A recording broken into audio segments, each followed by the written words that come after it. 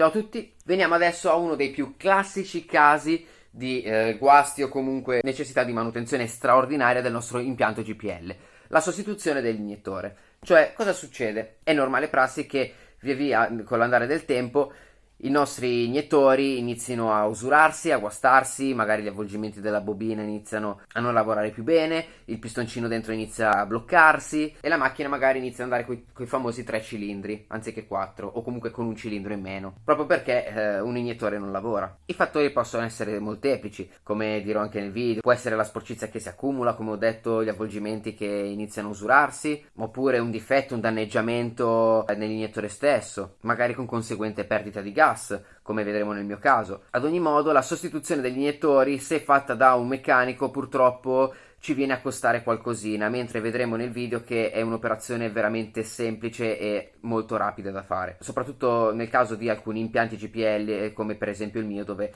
il rail, dove gli iniettori sono lì appena apri il cofano, cioè proprio non c'è bisogno di smontare praticamente niente. Segnalo già da adesso che gli iniettori in alcuni casi, soprattutto nei casi in cui il loro malfunzionamento sia dovuto a un accumulo di sporcizia, eccetera, magari possono essere ripristinati semplicemente con una pulizia. Metterò in futuro anche un video su come pulire gli iniettori. In questo mio caso, come vedremo, so già che l'iniettore purtroppo è irrimediabilmente guasto, quindi per forza va sostituito. Però in casi in cui il problema può essere dovuto a sporcizia, soprattutto nel caso in cui l'iniettore inizia a dare qualche sintomo a causa appunto degli accumuli di sporcizia, cioè che a volte da qualche strattone piuttosto che vi fa andare a 3 cilindri per qualche breve periodo di tempo per poi andare per lunghi periodi normalmente, eccetera. Cioè quando inizia ad avere sintomi probabilmente è il momento migliore per pulirlo. Certo, non continuate a sforzarlo, perché nel momento in cui inizia ad avere qualche sintomo la sua durata può iniziare veramente a declinare molto vertiginosamente. Cosa serve quindi per cambiare un iniettore? Oltre che a tutti gli attrezzi che vedremo nel video, serve qualcosa per poter rilevare le perdite di gas. Esistono sia degli strumenti elettronici oppure molto più semplicemente delle bombolette spray che fanno delle bollicine in presenza di perdita di gas. Nel nostro caso semplicemente lo faremo usando acqua e sapone. Basta mischiare in uno spruzzino da 250 ml una decina di spruzzi di sapone per le mani e riempirla con dell'acqua e agitare un pochino, tutto lì. Ma bando alle ciance, veniamo al video. Ora, io adesso ho un problema con un iniettore, quindi adesso vedremo i vari modi con cui ci si accorge e si capisce che c'è un problema. In questo caso, un giorno arrivando verso la macchina ho sentito un forte odore di gas, ho aperto il cofano e ho sentito appunto il classico sibilo di una perdita di gas. Quindi, come già detto, la prima cosa da fare è armarsi di un rilevatore per perdite di gas. Basta farlo, come abbiamo visto, con acqua e sapone e mettendolo in uno spruzzino. Ecco, io l'ho messo qua in questo spruzzino, c'è, come si vede, acqua e sapone dentro. Ora la cosa, adesso purtroppo il sibilo non si sente più perché dopo una giornata la pressione a valle della valvola di sicurezza tutto è scesa, quindi adesso la pressione è più bassa, quindi la perdita in questo caso non c'è più. Quindi cosa devo fare? Devo accendere la macchina, aspettare che si scaldi in maniera che si attivi il sistema GPL, in maniera da rialzare la pressione del gas appunto in tutto questo sistema, anche fino al rail. Ecco, macchina accesa, aspettiamo che l'impianto GPL si attivi, quindi adesso la pressione nel sistema è salito, posso rispegnere la macchina e adesso vediamo col nostro spruzzino. Allora, come prima cosa si spruzzano i vari giunti, ok, vedete non si fa schiuma, niente schiuma, si spara bene su tutti i giunti. Ok, quindi sembra che non ci sia alcuna perdita di gas dai giunti. Io so già che la perdita, bisogna spruzzare anche sui vari iniettori. Eccola, come potete vedere qui si forma della schiuma qui, a differenza di tutte le altre zone dove ho sparato. Vedete, posso ancora risparare per pulire, ma la schiuma, come vedete, si continua a formare. Poi inoltre si sente anche il rumore, non so se nel video si sente bene. Quindi questo iniettore, che tra l'altro è uno che ho cambiato da poco, è difettoso e quindi andrà sostituito. Ok, allora, come potete vedere, a parte il carburante basso della benzina, uno degli indicatori che il nostro iniettore o comunque il sistema non funziona correttamente è appunto la spia del motore accesa, con anche nel caso mio anche l'avviso di controllare il sistema. Ora, per identificare qual è l'iniettore è necessario uno di questi aggeggini, che può essere sia via cavo per il computer oppure Bluetooth, che può comunicare anche con il cellulare, che si attacca appunto alla presa ODB della centralina, che è quella appunto usata per la diagnostica. Nel caso mio si trova qua sotto, eccola qua, e questa grigia nel caso mio eccola qua sotto. Io ho questa appunto, questo aggeggio che una volta collegato appunto alla presa ODB, ok, vedete, adesso si è accesa la spia. Questo aggeggino si collegherà via Bluetooth al mio cellulare. Ora dal cellulare c'è questa applicazione Torque, ok, che necessiterà del nostro Bluetooth attivo, che si collega appunto tramite Bluetooth alla chiavettina che abbiamo messo nella porta ECU. Lo vediamo dal simbolino della macchina in alto a destra che diventa fisso. In questo caso cliccando sulla rotellina andiamo in Fault Codes, Show Logged Faults, cioè mostra gli errori che sono stati, diciamo, salvati nella centralina. La lettura dà l'errore P304. P03 è il codice per i vari non scoppi dei cilindri. In questo caso, siccome il 4, la segnalazione è che non è scoppiato il cilindro 4. Quindi in questo caso, se sappiamo tra l'altro che il problema può essere facilmente l'iniettore, sapremo che è l'iniettore del cilindro 4. Cliccandoci sopra, quindi l'iniettore 4, se andiamo a vedere appunto cylinder 4 misfire detected, cioè rilevato non scoppio del cilindro 4. Se vogliamo più specifiche si può andare anche a cercare sul web e vediamo appunto Peter 104 genericamente, powertrain, bla bla bla, cilindro 4 misfire, la Ford, Nissan, vabbè. In questo modo quindi abbiamo scoperto che il nostro problema è l'iniettore 4. Allora, io siccome ho ancora qualche residuo di gas nella bombola, quindi attenzione, quando fate lavori comunque da qui in avanti, l'intero sistema deve essere senza gas, quindi o avete la totale certezza che la valvola, la multivalvola della bombola, la valvola di sicurezza, chiuda correttamente quando l'impianto è disinserito, oppure come nel mio caso in cui so che ha una piccola perdita. Per assicurarmi di non avere appunto gas in questa zona, visto che so che comunque avrò una continua perdita, essendo la bombola non vuota, andrò a staccare questo tubo dal filtro.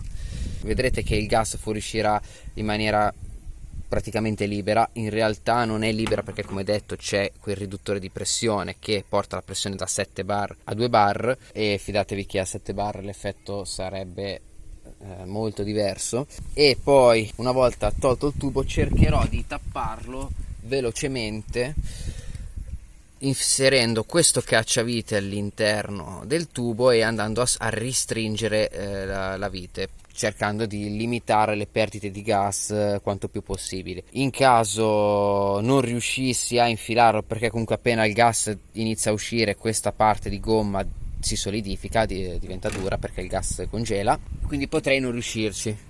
Nel caso in cui non riuscissi, girerò questo tubo di qua, quindi questa eventuale operazione ovviamente ho deciso di farla in una zona assolutamente limitata, cioè in una zona assolutamente desolata, tra virgolette, senza nessuno o niente di vicino che possa comunque produrre scintille o eventualmente creare qualche situazione di rischio con la presenza nei paraggi di gas. Ora, proprio perché il gas è freddo, quantomeno mi metto un guanto,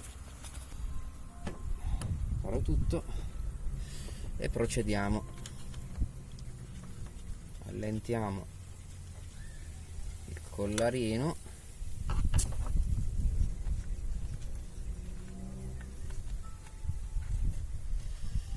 e procedo a togliere il tubo. Vabbè, questo è già allentato.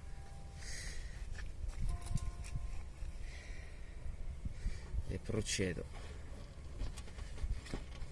al tentativo di togliere il tubo.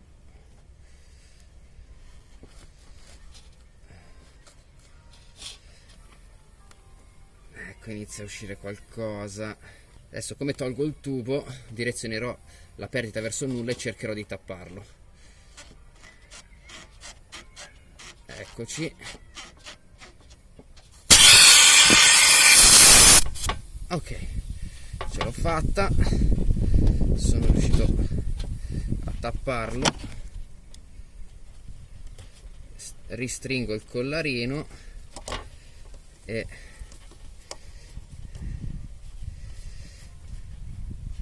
ok, adesso la perdita di gas è eliminata.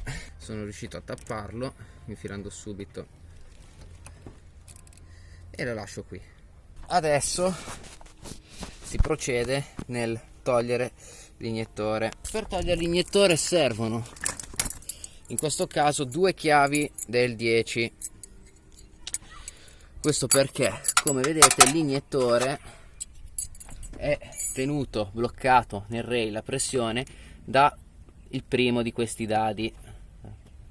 Ok, questo dado è quello del tubo che porta poi il gas al collettore. Innanzitutto stacchiamo il connettore, come abbiamo visto, stacchiamo il connettore. Allora, questo connettore c'ha il blocchino rotto. In realtà tutti quanti gli iniettori hanno questo, così, almeno quelli BRC come il mio, hanno questo blocco che prima va tirato in su, questo cosino qui, vedete, in su rispetto agli altri, per poi poter togliere il connettore.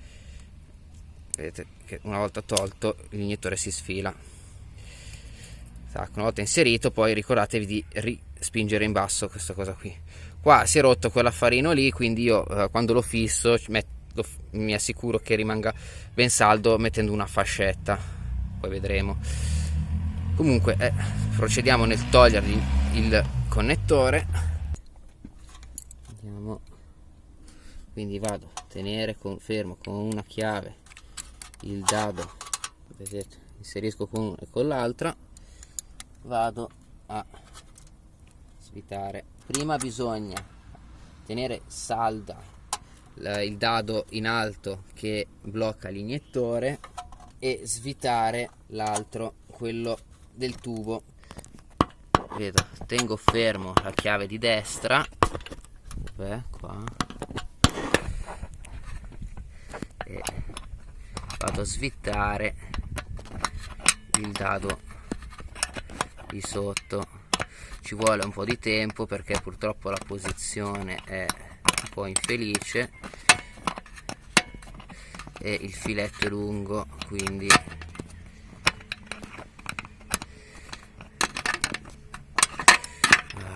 scomodo. Vabbè, comunque adesso farò rapidamente, andrò avanti a svitare. Ok,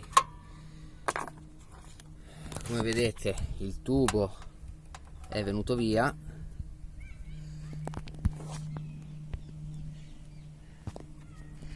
ed è rimasto il filetto con il dado che blocca l'iniettore.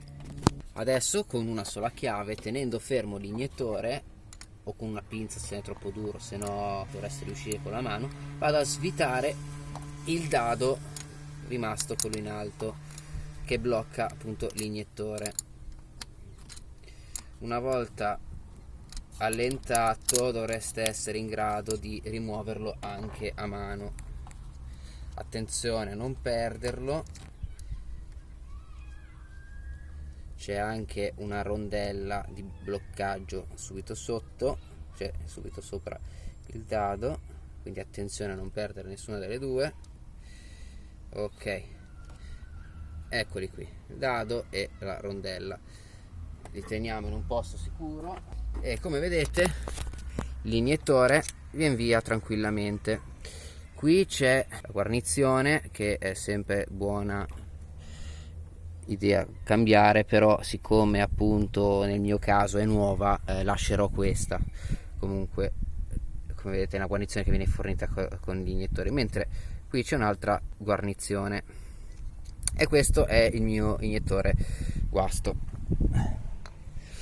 Come potete vedere dentro il rail è abbastanza pulito, ma riporta appunto dei segni di ingiallimento dovuti appunto a quella sostanza oleosa, allo sporco diciamo, che si deposita. Però l'importante è che non si depositi nella testa. Finché si deposita giù, diciamo, ogni tanto con degli appositi additivi è possibile pulire la situazione semplicemente mettendo l'additivo nel serbatoio, nella bombola, prima di fare il pieno. Ora vado a prendere l'iniettore nuovo, anzi lo appoggio un attimo perché vado a prendere la guarnizione piccolina da questo qui, essendo nuova anche questa non voglio sprecarla. Ok, vado a rimuovere questa guarnizione molto delicatamente. Ok, vedete, questo lo metto via, ritiro su l'iniettore, gli vado a inserire la guarnizione, ok, e vado a rimettere in sede l'iniettore. Ok, lo giriamo, lo fissiamo per bene, orientato come gli altri. Andiamo a rimettere appunto il nostro dado con la sua rondella, quello di bloccaggio. Ok, vedete, il primo passo può andare benissimo stretto con il dito, cioè girato un po' con il dito per fare prima,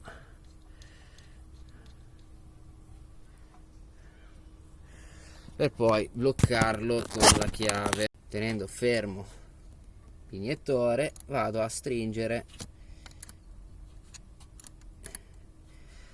Mi raccomando, non stringete troppo perché l'importante è che l'iniettore schiacci un po' la guarnizione.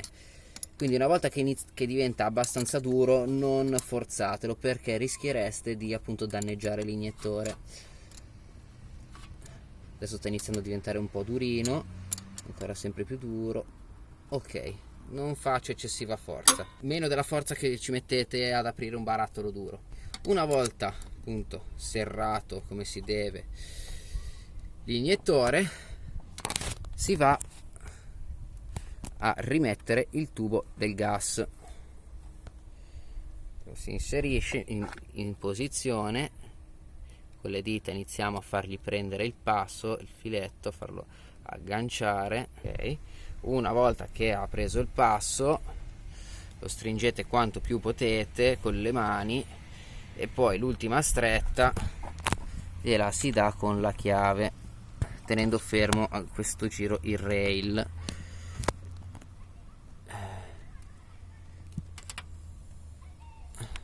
Quando vedete che inizia a girare l'iniettore vuol dire che avete stretto troppo, quindi rigirate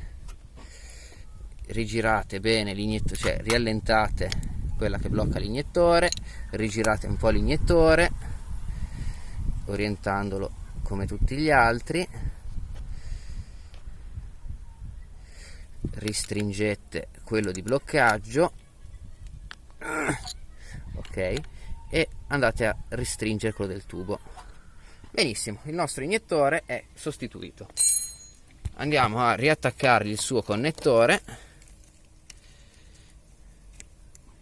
Ebbene, adesso io gli metto, siccome mi si è rotto appunto, come dicevo, il fermo, qui gli vado a mettere due fascette, perché come vedete io ho preso il filo, il cavo appunto di ogni connettore, l'ho piegato da quando lo girate a testa in su e l'ho fissato a tutto come si dice, a tutto il connettore, in maniera che si sfili senza creare, diciamo, stress al filo, e che il filo, diciamo, sia appunto in ordine, bello fissato lì. faccio passare da sotto la curva del cavo in maniera che la fascetta non viaggia in giro. Faccio passare sotto tutti i cavi e lo faccio girare sotto il rail, perché ovviamente questa operazione, se non avete il connettore guasto, non è necessario. Devo stringere, ecco, stringerò in maniera che la testina rettangolare della fascetta vado a schiacciare in giù il connettore, in maniera che siamo sicuri che il connettore non salti via con le vibrazioni. Direi che è fissato. Vediamo. Okay. Adesso il mio rail dovrebbe essere perfetto. Adesso devo assolutamente rimettere questo tubo dentro il filtro. Allora andiamo a rimettere, quindi vado a allentare la fascetta e mettendo ovviamente il filtro in una posizione comoda per fare l'operazione velocemente, tolgo il cacciavite e rinfilo il tubo dentro l'imbocco del filtro. 1, 2. Ok, vedo che aveva già cominciato quasi a ghiacciare, ma è stata un'operazione abbastanza rapida e indolore. Spingiamolo bene dentro e si stringe la fascetta. Ok, tutto questo ovviamente è perché io ho la valvola di sicurezza di là che non va, ripeto, quindi non chiudendo completamente il sistema fin qui, cioè rimane sempre con un po' di gas. Ok, bene, il lavoretto dovrebbe essere finito. Gli iniettori sono numerati in base appunto al tubo che va al collettore del certo numero. Ovviamente i cilindri sono numerati 1, 2, 3 e 4. Questo è il tubo che va al collettore del primo cilindro, quindi questo sarà l'iniettore 1. Questo va, cioè il tubo che va al secondo collettore, quindi l'iniettore 2, questo è l'iniettore 3, questo è l'iniettore 4 e così via. Bene, ora che ho finito non resta che assicurarsi che ovunque io abbia messo mano non ci siano perdite. Questo è. Come vediamo non si forma schiuma, l'iniettore a posto ma non sento rumori. Qua ho messo mano, quindi spruzziamo un po' di rilevato. Ok, benissimo, non ci sono perdite di gas dove ho messo mano, quindi si può chiudere. Adesso, siccome non voglio più la spia, siccome l'iniettore l'ho appena cambiato, posso fare clear logged faults, cioè cancella gli errori salvati, diciamo. Sì, ok. Di conseguenza adesso spegnerò la macchina, perché tutta questa operazione va fatta col quadro acceso, ovviamente, a motore spento preferibilmente, anzi forse necessariamente. Ora, una volta fatta questa cosa, posso togliere alimentazione e accendere la macchina anche, e vedremo che, a parte magari la segnalazione della benzina, ecco, del carburante basso, non c'è più nessuna spia accesa né a sinistra, quindi ho cancellato l'errore.